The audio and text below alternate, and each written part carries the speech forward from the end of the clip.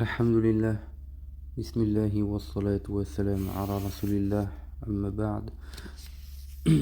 Chapitre 28. Sha'aya. Les prophètes des fils d'Israël après Sulayman. Ce sont ceux dont on ne connaît pas l'époque avec précision, si ce n'est qu'ils vécurent après Daoud et Sulayman, et avant Zakaria et Yahya. Que le salut soit sur eux. Parmi eux, il y eut Sha'aya ibn Amsiya. Il a précédé Zakaria et Yahya et a fait l'annonce de Isa salam, et de Mohammed sallallahu alayhi wa sallam. Le roi des fils d'Israël à son époque, à Jérusalem, donc à Beit el-Maqdis, était Hizkiya, donc Ézéchias. Il écoutait et suivait Sha'aya dans ce qu'il ordonnait et interdisait. Des faits tragiques s'étaient produits au sein des Israélites. Le roi tomba malade et un chancre poussa à son pied. À ce moment, le roi de Babylone, Sanharib, donc Sennacherib, se dirigeait vers Jérusalem sous 600 000 bannières selon Ibn Ishaq. Les gens furent alors très angoissés. Le roi dit au prophète Sha'aya: « Qu'est-ce que Allah t'a révélé sur Sanharib et son armée? Jusqu'à présent, il ne m'a rien révélé. » La révélation descendit ensuite ordonnant au roi Hizkiya de désigner le successeur qu'il voulait, car sa mort approchait. Quand il informa le roi de cela, ce dernier fit la prière, glorifia, invoqua Allah Ta'ala et pleura.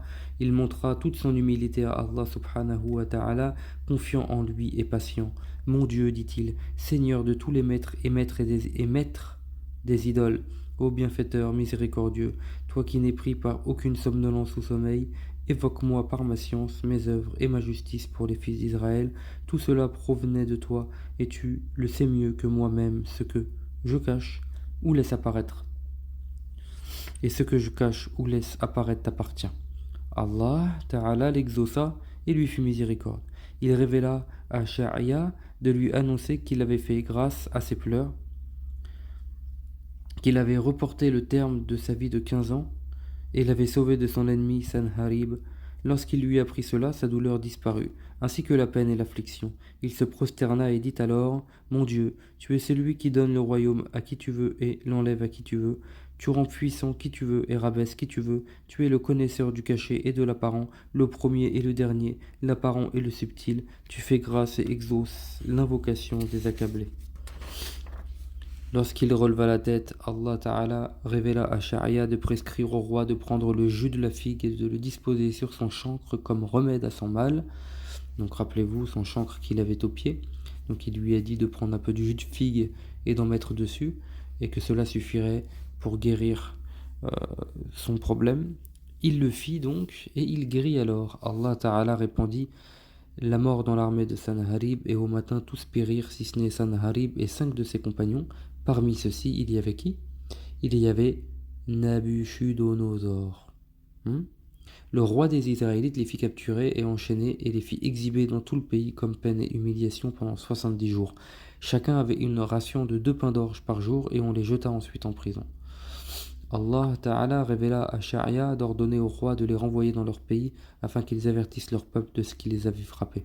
Une fois revenu, Sanharib réunit son peuple et le mit au courant.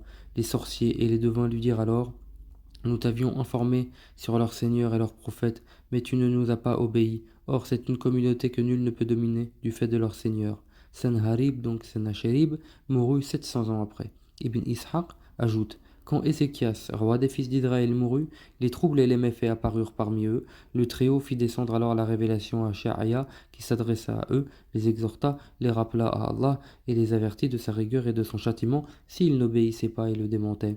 Quand il finit son sermon, ils l'agressèrent et le poursuivirent pour le tuer. Il se sauva et, arrivé près d'un arbre, celui-ci s'ouvrit pour lui et Sha'aya y pénétra.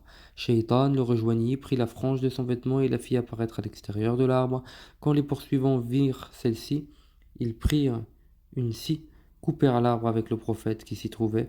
À Allah nous appartenons et vers lui nous reviendrons. Wallahu a'lam. Subhanakallahumma wa bihamdik, ashhadu an la ilaha illa ant, astaghfiruka wa atubu ilayk.